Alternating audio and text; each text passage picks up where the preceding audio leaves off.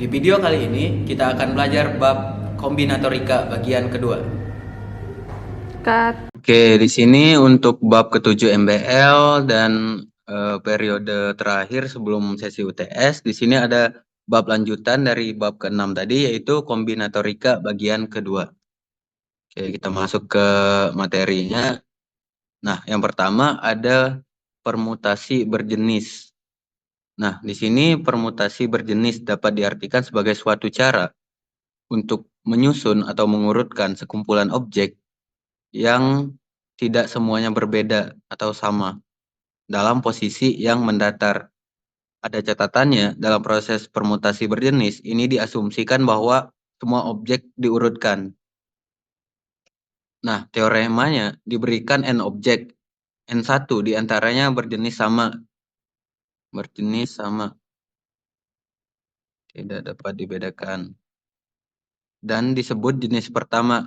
Nah, jadi kalau N1 itu ada sebanyak berapa N1 ada berapa buah yang sama, itu disebut sebagai jenis pertama.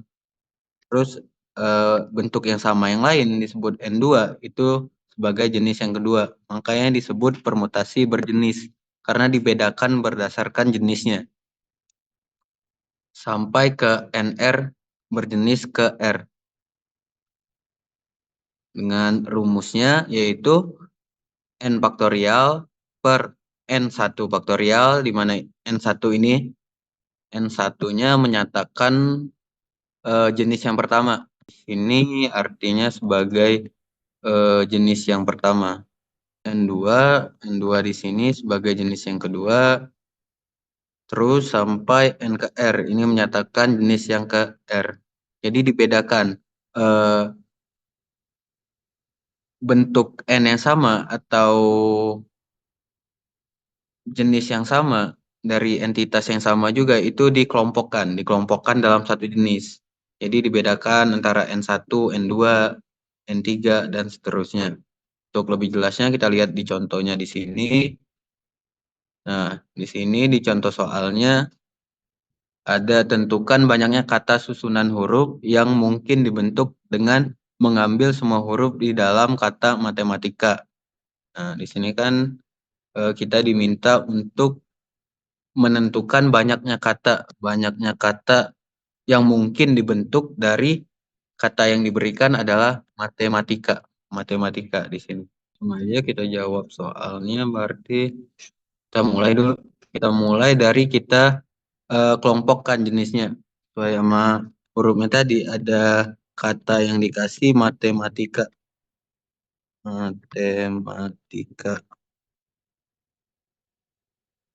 Nah, pertama kita hitung jumlah hurufnya ada berapa nih.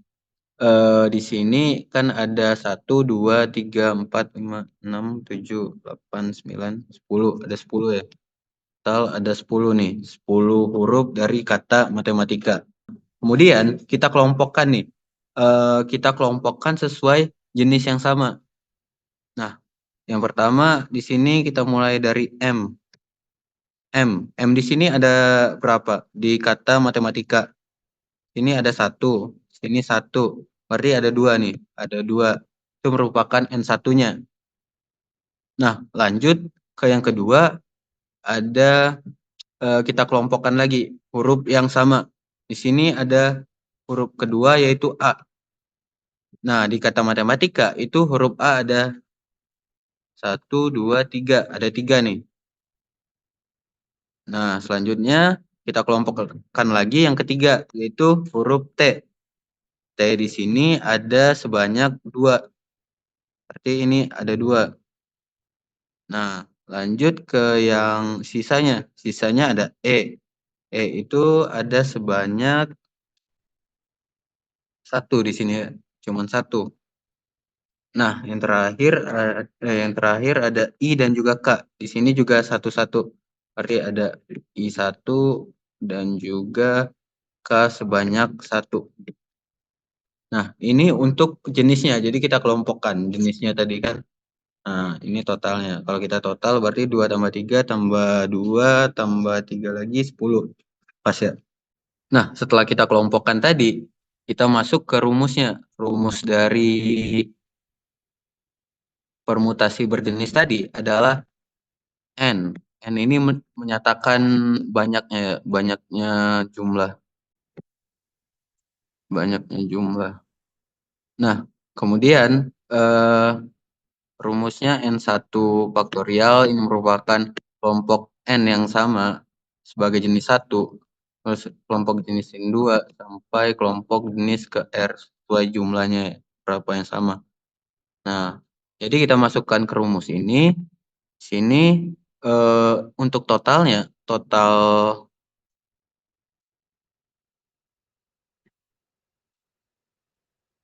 R total objek yang sama itu kan ada di sini M A E. Nah, untuk n faktorialnya itu merupakan total dari semua objeknya yaitu 10. Jadi kita masukkan ke rumusnya 10 faktorial itu sama dengan per dari jenis yang sama. Nah, di sini M ada 2 objek itu menyatakan n satunya atau jenis satunya. Jadi kita masukkan karena total M itu ada 2 objek, berarti di sini 2 faktorial. A itu ada 3 objek yang sama, itu kita tulis sebagai 3 faktorial. T ada 2 objek, berarti 2 faktorial juga. Dan E, I, dan juga K itu total ada 1 objek doang yang sama. Jadi ditulis 1 faktorial, 1 faktorial, 1 faktorial. Ini juga kalau nggak ditulis 1 faktorial kan 1, nggak bakalan mengubah bentuk akhirnya. Ini juga bisa langsung dihilangin. Nah, didapat nanti hasilnya tinggal dihitung 10 faktorial per 2 faktorial, 3 faktorial, kali 2 faktorial. Ini banyaknya cara yang mungkin untuk membentuk suatu kata baru dari kata matematika gitu. Nah, itu untuk contoh permutasi berjenis. Lanjut ke permutasi melingkar. Nah, permutasi melingkar di sini atau nama lainnya permutasi siklis. Ini nama umumnya biasanya disebut permutasi siklis. Diartikan sebagai suatu cara untuk menyusun atau mengurutkan sekumpulan objek yang semuanya berbeda. Semuanya berbeda. Berbeda dalam posisi melingkar. Jadi posisinya pasti melingkar. Kalau ada kata kayak di meja bundar atau di meja yang bulat gitu biasanya itu udah pasti bentuk dari soal permutasi melingkar atau permutasi siklis. Nah, kan di sini ada catatan tidak mendatar atau linear dengan syarat pengulangan objek tidak diperbolehkan. Tidak diperbolehkan. Kemudian ada catatan lainnya dalam proses permutasi siklis ini diasumsikan bahwa objek disusun secara melingkar. Jadi diasumsikan bahwa objek-objeknya disusun secara melingkar. Nah, yang catatan kedua, setiap satu susunan melingkar diasumsikan tidak ada awal dan akhir. Jadi kalau ada eh, bentuk A, B, C yang kayak gini, di sini kan urutannya A, B, C, B, C, A, dan CAB itu merupakan bentuk yang sama. ABC sama dengan BCA sama dengan CAB. Karena nggak ada akhirnya, nggak ada yang bisa ditentukan bahwa eh, ini A-nya di depan atau C-nya di belakang. Itu nggak bisa ditentuin karena bentuknya melingkar, nggak ada yang di depan, nggak ada yang di belakang. Untuk teoremanya, banyaknya permutasi melingkar dari n objek yang berbeda adalah, nah ini mudah diapalin nih, n-1 faktorial itu nyatain untuk permutasi siklis atau melingkar. n-1 faktorial. Lanjut aja ke contohnya. Untuk contohnya di sini ada 15 balok terdiri dari 6 balok putih, 4 balok merah, 3 balok biru, dan 2 balok hitam. Balok-balok tersebut akan disusun melingkar. Nah, kalau ada kata melingkar begini, artinya ini termasuk soal permutasi siklis. Kemudian pertanyaannya, tentukan jika semua balok dibedakan. Oke, langsung aja kita ke jawabannya. Kita pecah dulu, untuk apa aja info yang dikasih. Yang pertama di sini ada 15 balok. Di sini berarti total objeknya ada 15 balok. Terdiri atas 6 balok putih, berarti ada 6 balok putih. Kemudian ada 4 balok merah dan 3 balok biru serta 2 balok hitam. Berarti ada 4 jenis. Di sini ada 4 jenis. Nah, untuk ngejawab soal yang pertama, jika semua balok dibedakan, berarti kalau dikatakan jika semua balok dibedakan, di sini nggak ada batasannya, nggak ada batasan yang menyatakan bahwa jenis-jenis ini berbeda. Jadi tiap balok putih yang pertama sama balok putih yang kedua itu beda, bukan satu kelompok yang sama. Jadi semuanya itu beda. Jadi kalau dilihat semua balok dibedakan, dari yang putih ada 6, itu berarti ditotalin semua baloknya ada berapa nih? Nah, balok putih itu kan ada 6, berarti ada balok putih 1, balok putih 2, balok putih 3, balok putih 4, balok putih 5, sampai balok putih 6. Itu merupakan balok-balok yang berbeda. Nah, begitupun dengan jenis yang lainnya, 4 balok merah, 3 balok biru, dan 2 balok hitam, itu juga jenis-jenis yang berbeda. Berarti untuk total jumlah semua baloknya kita jumlahkan 6, 4 plus 3 plus 2 itu didapat berarti sama kayak total objeknya tadi 15 balok. Berarti ada 15 balok nih. 15 balok yang bakalan kita susun secara melingkar. Nah, kalau di sini ada 15 balok dan bakalan kita susun melingkar, berarti ini bisa langsung kita masukin ke rumus siklis tadi, yaitu n-1 faktorial. Dengan n-nya adalah 15 atau total objeknya. Total objek yang bakalan kita susun secara melingkar tadi. Berarti kalau kita masukin untuk soal nomor 1, itu jawabannya 15 min 1 faktorial. Sama dengan 14 faktorial. Nah, berarti jawaban untuk soal nomor 1, kalau semua balok dibedakan, nggak ada batasannya, itu adalah 14 faktorial. Lanjut ke soal nomor 2-nya. Di sini dikasih batasan. Jika balok sewarna dibedakan dan harus dikelompokkan. Nah, berarti di sini ada batasan bahwa balok itu dibedakan atau dikelompokkan berdasarkan jenis warnanya. Nah, tadi kan kita tulis dulu untuk balok putih. Balok putih itu ada totalnya 6. Untuk balok merah totalnya ada 4.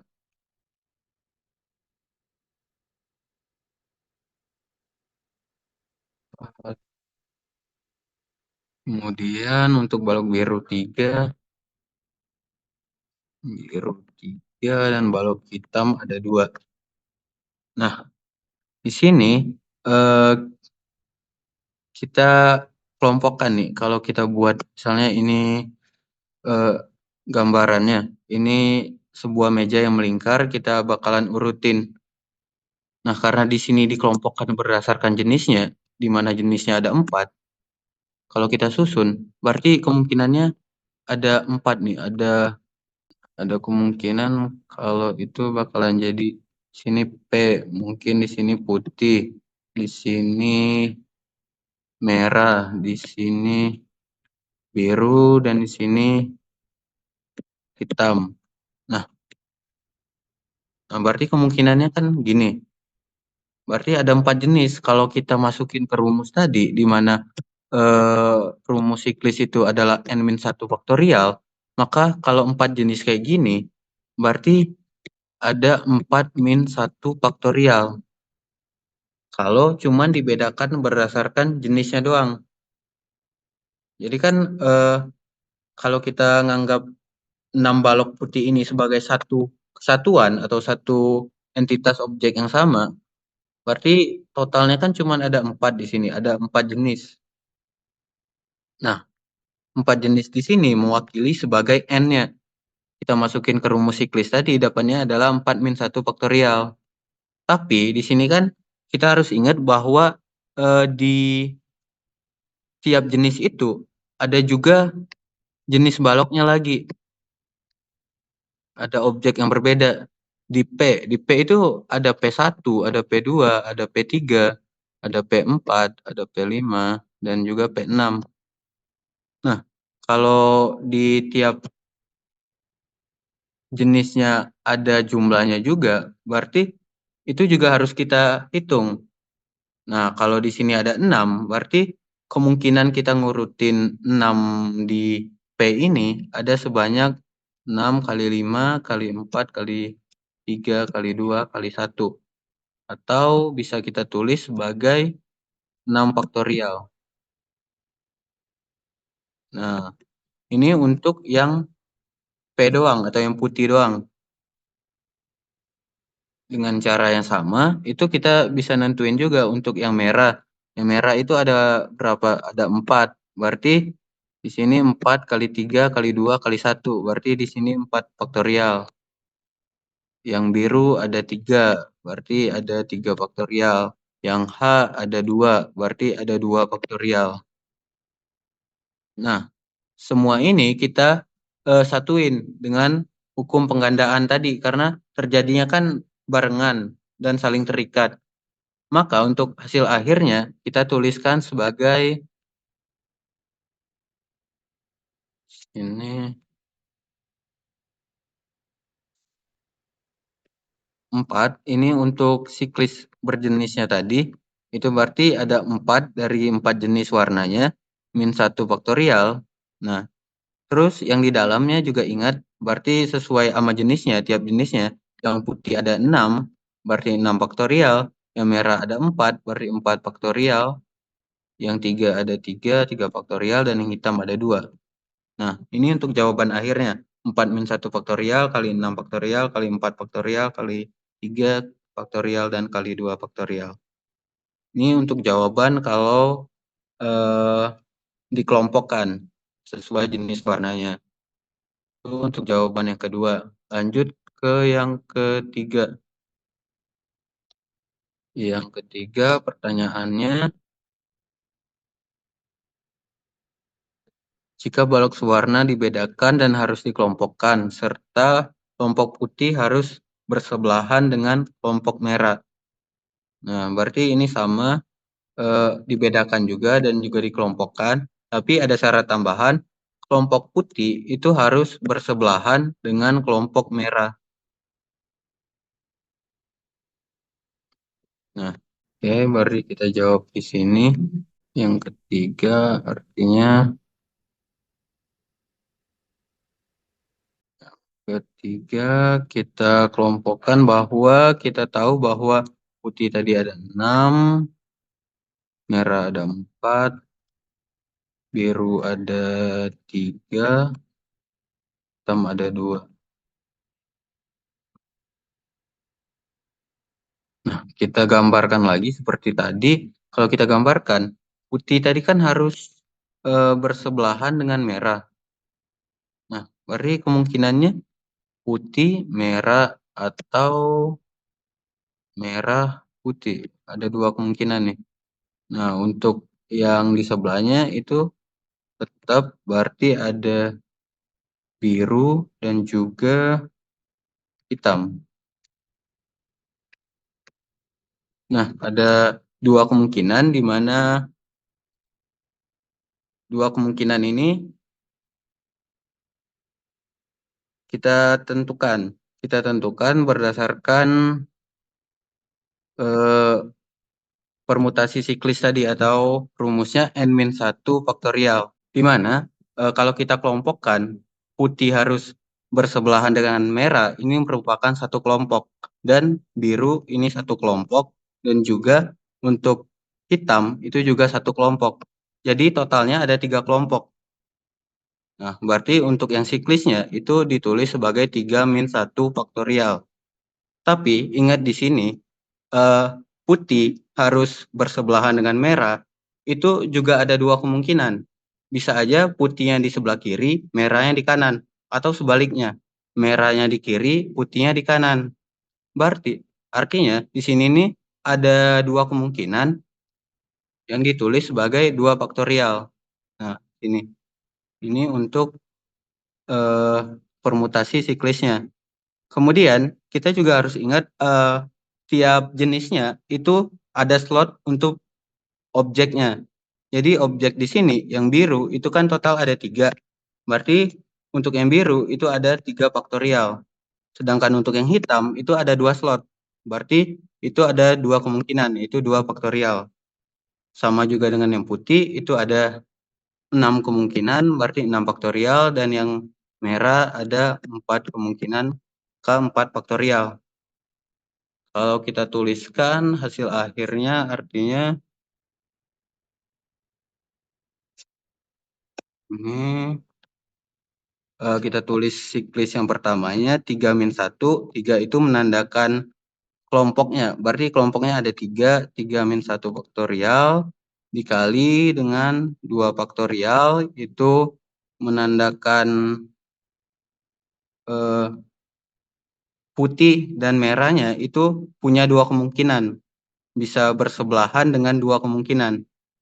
Yang terakhir kita tulis bentuk dari faktorial dari tiap jenisnya. Yang putih ada 6 kemungkinan, itu 6 faktorial, yang merah ada 4 kemungkinan, itu 4 faktorial, dan yang biru ada 3 faktorial, dan hitam 2 faktorial. Jadi untuk hasil akhirnya, untuk nomor 3 itu adalah 3 min 1 faktorial kali 2 faktorial kali 6 faktorial kali 4 faktorial kali 3 faktorial kali 2 faktorial. Itu untuk yang permutasi melingkar atau permutasi siklis. Oke, lanjut ke yang ketiga, ada kombinasi. Kombinasi di sini diartikan sebagai ukuran R dari n objek yang diartikan sebagai suatu cara untuk menyeleksi atau pengambilan atau pemilihan sebanyak R dari sekumpulan n objek yang berbeda dengan syarat urutan tidak diperhatikan. Nah, ini bedanya sama yang permutasi tadi. Di sini urutannya nggak diperhatikan. Jadi kalau misalnya ada, bentuk bentuk AB bentuk AB ini satu cara, sama bentuk BA itu, bentuknya sama, AB, BA itu sama, urutannya nggak diperhatiin. Jadi bodo amat kalau misalnya ada AB, BA itu sama aja. Nah, itu bedanya sama permutasi. Dan di sini catatan lainnya, kalau kombinasi itu pengulangan juga diperbolehkan. Pengulangan juga diperbolehkan. Selain itu, perbedaan mendasarnya antara pengertian permutasi dan kombinasi, adalah urutan pada permutasi itu diperhatikan, sedangkan kalau kombinasi tidak ada urutan. Itu sama aja kayak yang tadi. Untuk teoremanya, banyaknya kombinasi berukuran R dari n objek yang berbeda dinotasikan dengan CNR, atau rumus umumnya biasanya ditulis kayak gini nih, CNR. Nah, ini ditulis sebagai n faktorial per R faktorial dikali n min R faktorial. Itu untuk rumus umumnya. Lanjut ke contohnya. Ini contoh untuk soal kombinasi. Contoh yang di sini dalam ujian matematika, mahasiswa diharuskan menjawab dan memilih 10 dari 12 soal yang diberikan. Tentukan banyaknya pilihan berbeda yang mungkin jika yang pertama pertanyaannya tanpa batasan apapun. Yang kedua, 3 soal pertama harus dijawab, dan yang ketiga paling sedikit 3 dari 5 soal pertama harus dijawab. Oke, langsung aja kita jawab pertanyaannya. Jadi total soalnya ada 12, di mana kita harus mengerjakan 10 soal. Nah, yang pertama itu diminta untuk kita mengerjakan 10 soal tanpa batasan apapun, berarti nggak ada batasannya. Di sini kalau langsung ke rumus berarti ini bisa kita ambil totalnya, di mana kombinasi NR itu adalah kombinasi dari 12, yaitu total soal. R-nya merupakan soal yang harus dikerjakan, yaitu sebanyak 10. Jadi kalau dimasukin ke rumus, itu sama aja kayak 12 faktorial, eh, R-nya 10 faktorial, 12 min 12 min 10 itu 2 faktorial. Oke. Ini untuk soal nomor 1, ini bisa dihitung berapa hasilnya. Untuk yang kedua, itu ada batasan tambahan di mana 3 soal yang pertama harus dijawab. Jadi 3 soal yang pertama itu harus dijawab. Kalau 3 soal yang pertama harus dijawab, ini kan ada 10 soal yang di sini ada 12 soal, 3-nya udah pasti kejawab. 3 soal yang pertama, nomor 1, 2, 3, itu udah pasti kejawab.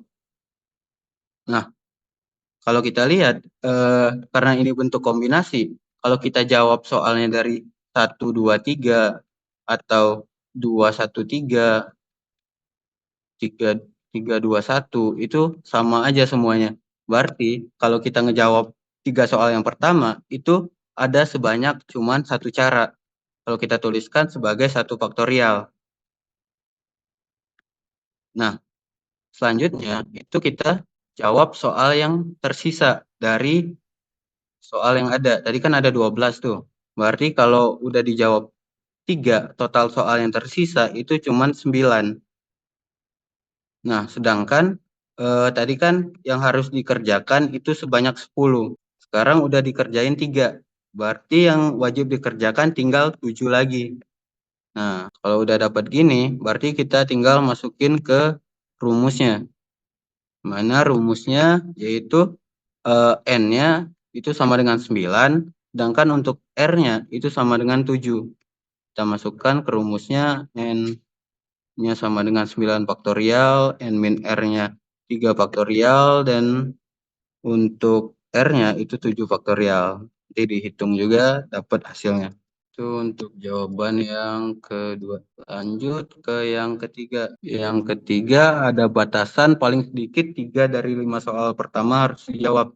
Nah, kalau paling sedikit 3, berarti kan syaratnya itu minimal minimal setidaknya 3 soal yang kejawab. Berarti selain 3 dari 5 soal itu ada mungkin aja 3 soal yang dijawab dari 5 soal, atau mungkin 4 soal, atau mungkin malah semua dari 5 soalnya dijawab. Kan minimal atau setidaknya 3 yang terjawab dari 5 soal yang ada di awal.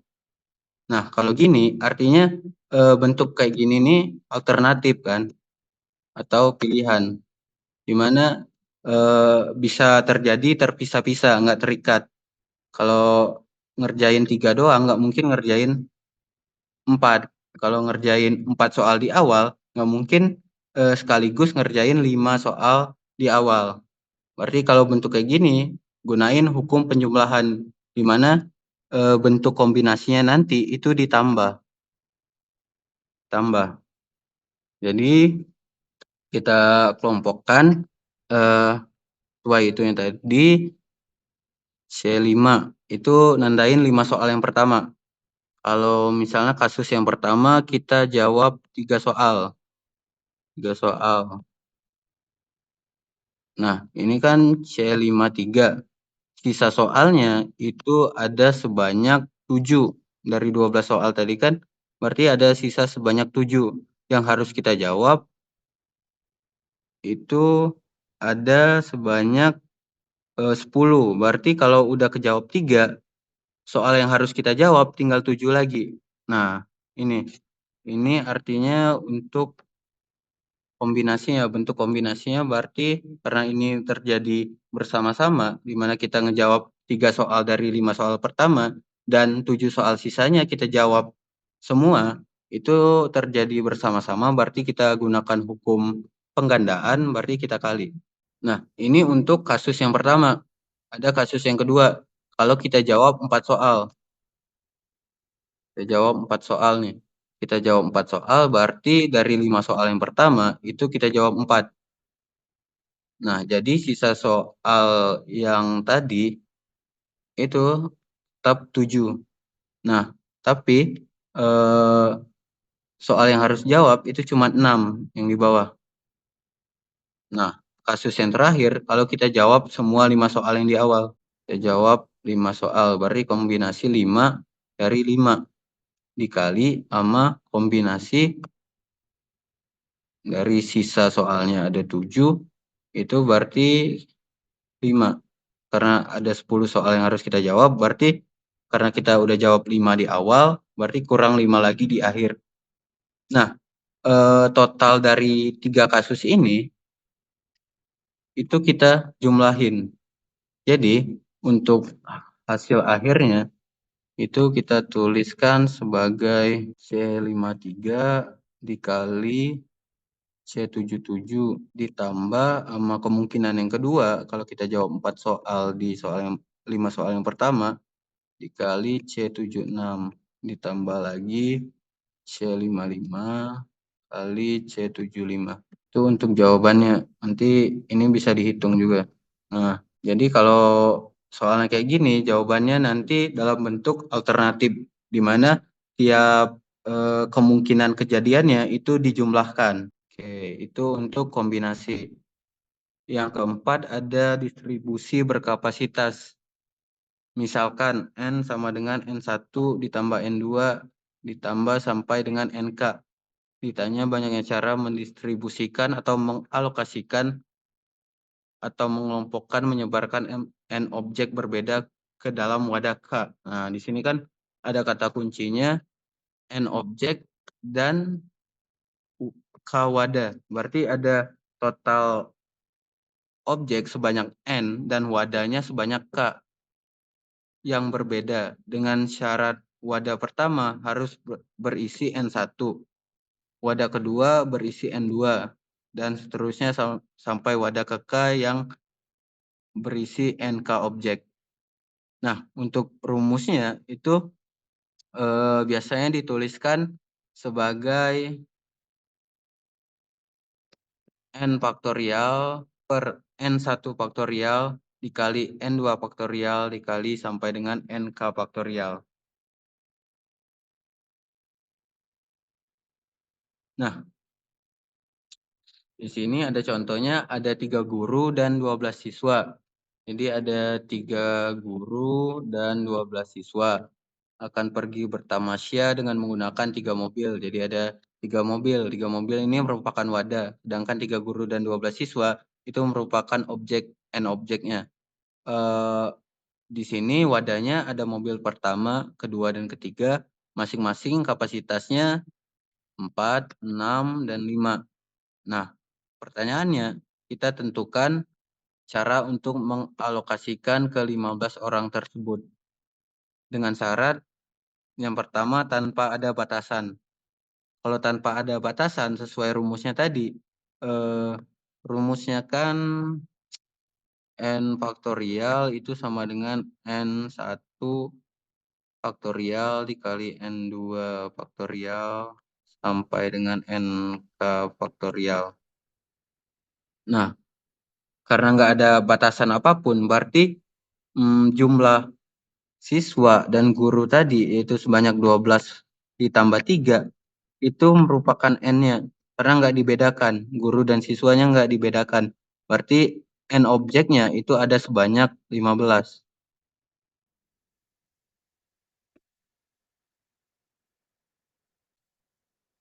Kemudian untuk yang di bawahnya itu merupakan banyaknya kapasitasnya. Jadi kalau kita tulis, ini jadi totalnya ada 15 objek dibagi dengan kapasitas wadahnya. Kapasitas wadah pertama itu ada 4. Tulis 4 faktorial. Kapasitas wadah kedua ada 6, itu 6 faktorial. Dan kapasitas wadah terakhir atau mobil ketiga ada 5 faktorial. Jadi kalau tanpa batasan apapun, hasil akhirnya itu adalah kayak gini, 15 faktorial per 4 faktorial dikali 6 faktorial dikali 5 faktorial. Itu untuk yang soal pertama. Yang soal kedua, ini ada batasan kalau di setiap mobil harus ada guru. Nah, kalau di setiap mobil harus ada guru, karena gurunya ada 3 dan mobilnya ada 3, berarti tiap mobil itu pasti terisi sama satu guru. Jadi gurunya pasti ada satu di tiap mobil. Nah, kalau kayak gitu, berarti ada kalau ada 3 guru, ini pasti ada di satu mobil. Ini kemungkinannya berarti ada 3 faktorial nih. Kalau kita tuliskan, ini kan ada M1, M2, M3. Totalnya ada 3 guru, berarti 3 kali 2 kali 1. Karena udah keisi nih kan, kalau guru yang pertama ngisi M1, guru kedua bakalan ngisi M2, dan guru ketiga bakalan ngisi M3. Berarti totalnya ada 3 faktorial. Nah, setelah kita menentukan alokasi gurunya, baru kita tentukan alokasi dari mahasiswanya. Nah, buat mahasiswanya kita tentukan bahwa eh, karena tiap mobil udah diisi sama satu guru, berarti kapasitasnya berkurang satu tiap mobil. Nah, total mahasiswanya kan tinggal 12, ada 12 mahasiswa. Kapasitas mobilnya berkurang nih. Mobil satu tadi yang awalnya 4 itu berubah menjadi 3 karena udah keisi guru. M2 itu yang udah keisi guru itu total kapasitasnya jadi 5. M3 itu total kapasitasnya jadi 4. Nah, kalau udah dapat kayak gini, berarti tinggal kita masukin ke rumus. N objeknya adalah total mahasiswa, yaitu 12. Berarti ditulis 12 faktorial. Untuk kapasitas tiap mobilnya itu ada 3 faktorial, 5 faktorial, dan juga 4 faktorial. Nah, setelah itu kita gabung dua-duanya. Berarti kalau guru tadi ada 3 faktorial, sedangkan mahasiswa ada 12 faktorial per 3 faktorial kali 5 faktorial kali 4 faktorial. Nah, ini karena terjadinya bersama-sama dan saling terikat, berarti ini menggunakan hukum penggandaan di mana dikali. Jadi hasil akhirnya adalah 3 faktorial dikali 12 faktorial per 3 faktorial dikali 5 faktorial dikali 4 faktorial. Ini untuk hasil akhirnya. Oke, kemudian lanjut ke nomor 3. Nomor 3 di sini dikasih batasan jika siswa A dan B harus berada dalam satu mobil. Nah, jadi siswa A dan B-nya harus ada dalam satu mobil. Nah, kalau di sini jadi totalkan si gurunya tadi ada sebanyak gurunya ada 3. Gurunya 3, sedangkan siswanya ada 12. Di sini artinya dari total 12 itu si A dan B-nya itu dipisah jadi A plus B di sini. Berarti ada 2 siswa nih. Siswa A dan B yang kepisah. Nah, siswa A dan B ini itu harus ada dalam satu mobil. Karena mobilnya ada 3 nih. Berarti kemungkinannya kan ada si A dan B ada di mobil satu atau ada di mobil 2 ataupun ada di mobil 3. Nah, karena bentuknya ini sebuah pilihan di mana ini sebuah alternatif, bisa aja si A dan B ini di mobil satu ataupun bisa aja di mobil 2 atau di mobil 3. Yang jelas si A dan B ini harus di satu mobil. Jadi untuk setiap kemungkinannya tadi itu nanti bakalan dijumlahin sesuai sama aturan penjumlahan. Jadi kita pecah nih kasusnya. Kasus yang pertama itu Kalau si kalau si A dan B itu ada di mobil satu. Kalau dia ada di mobil satu, A dan B ada di mobil satu, itu artinya karena dua dua orang dari siswanya udah ada di mobil nih, berarti sisa siswanya cuman tinggal 10. Sedangkan gurunya ada 3. Berarti total yang belum naik mobil itu ada 13. Berarti kalau N-nya itu N-nya sama aja kayak 13 faktorial. Nah, karena eh, mobil satu tadi udah diisi sama 2 orang, di mana kapasitas mobil satu tadi kan itu adalah 4. Nah, kalau udah diisi sama 2 orang, berarti kapasitasnya tinggal 2. Nah, berarti kapasitas mobil satu itu ada 2. Sedangkan untuk kapasitas mobil kedua itu masih tetap sesuai, yaitu 6. 6 dan juga kapasitas mobil ketiga adalah 5. Nah, yang untuk kasus kedua itu juga sama. Kita nyatain dalam M2. Kalau A dan B-nya ada di satu mobil tapi di mobil kedua. Nah, karena mobil keduanya yang udah keisi 2 orang, berarti ini 6 min 2 sama dengan 4. Nah, berarti ini 13 faktorial. Kapasitas mobil yang pertamanya tetap, yaitu 4 faktorial. Kapasitas mobil yang keduanya itu jadi 4 faktorial. Yang ketiga tetap 5 faktorial. Nah, kasus yang ketiga itu M3, A plus B. A plus B ini artinya mobil ketiganya udah keisi sama 2 orang. Berarti kalau kapasitas awal mobil ketiganya adalah 5, berarti kalau dikurangi 2, itu adalah 5 min 2. Berarti sisa 3. Nah, berarti tinggal dimasukin ke rumus tadi 13 faktorial. Itu sama kayak kapasitas mobil satu tetap 4 faktorial. Kapasitas mobil keduanya juga tetap 6 faktorial. Sedangkan kapasitas mobil ketiganya itu ada 3 faktorial. Nah, semua kasus-kasus ini karena bentuknya alternatif itu sesuai hukum penjumlahan, hasil akhirnya bakalan ditambah atau dijumlahin. Nah, jadi kalau kita tulis untuk jawaban akhirnya itu bakalan jadi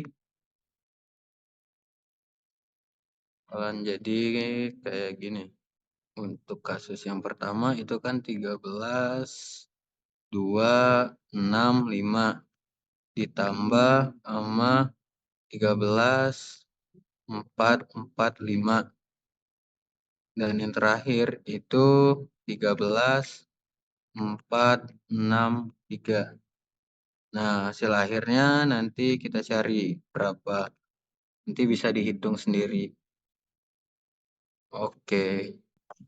Yang kelima ada distribusi tanpa syarat kapasitas, yaitu cara mengalokasikan atau mengelompokkan atau menyebar n objek yang berbeda ke dalam K wadah. Nah, di sini ada kata kuncinya yaitu n objek dan K wadah, wadah yang berbeda tanpa syarat apapun. Nah, untuk rumusnya itu adalah K pangkat N. Berarti K-nya menyatakan banyaknya wadah dan N-nya adalah banyaknya objek. Jadi di sini adalah wadah dipangkatkan dengan banyaknya objeknya. Nah, ini untuk rumus umumnya. Nah, jadi kalau kita masuk ke contoh soalnya, di sini ada 3 buah kelereng berbeda akan disebar ke dalam 2 kotak. Tentukan banyaknya cara penyebaran yang mungkin. Nah, di sini kita pecah dulu 3 buah. Berarti ada 3 buah kelereng. Ini menyatakan banyaknya N atau banyaknya objek, ada 3. Kemudian akan disebar ke dalam 2 kotak. 2 kotak ini menyatakan banyaknya wadah atau K-nya. Berarti ada K-nya sebanyak 2. Kemudian kita lanjut jawab pertanyaannya. Yang pertama, tanpa batasan apapun. Berarti nggak dikasih batasan apapun di sini. Kalau N-nya ada sebanyak 3 dan R-nya ada sebanyak 2, tinggal kita masukin aja ke rumusnya tadi. Rumusnya adalah, di sini bukan R tapi K. Rumusnya tadi adalah K pangkat N. Berarti kalau K-nya 2, N-nya 3, berarti itu adalah 2 pangkat 3 atau 8. Berarti kalau tanpa batasan apapun, kalau kita punya 3 buah kelereng, kita masukkan ke dalam 2 buah kotak, itu ada sebanyak 8 cara. Nah, untuk soal yang nomor 2, ini jika setiap kotak harus terisi paling sedikit 1. Nah, kalau kita punya 2 kotak nih, minimal harus terisi 1 dari 3 kelereng. Nah, berarti ada kondisi yang ngebuat jika setiap kotak harus terisi 1 kelereng. Ada kondisi yang ngebuat pernyataannya salah. Setiap kotak harus terisi 1. Berarti kondisi yang ngebuat itu salah kalau setiap kotaknya nggak terisi 1. Jadi bisa aja di wadah yang pertama itu kosong ataupun di wadah keduanya yang kosong. Jadi kita cari di sini di mana kondisi yang bisa ngebuat wadah satunya kosong atau wadah duanya kosong. Berarti harusnya cuman ada 2 kemungkinan, di mana kalau wadah satunya kosong, berarti pasti wadah keduanya itu berisi 2. Nah, dan kalau wadah satunya berisi 2, wadah duanya kosong. Nah, cuman ada 2 kondisi ini nih. 2 kondisi ini. Kan syaratnya objeknya harus mengisi wadah. Nah, cuman ada 2 kondisi ini yang menyebabkan pernyataan jika setiap kotak harus terisi 1 kelereng. Itu salah. Cuman ada 2 kondisi.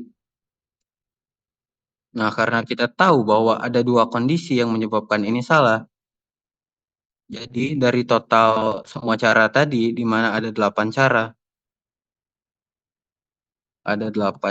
untuk mengisi 3 kelereng ke dalam 2 wadah, itu tinggal kita kurangi dengan 2 cara yang menyebabkan setiap kotak itu nggak berisi 1 kelereng. Jadi, untuk jawaban nomor 2, itu ada sebanyak 6 cara. Nah, itu untuk yang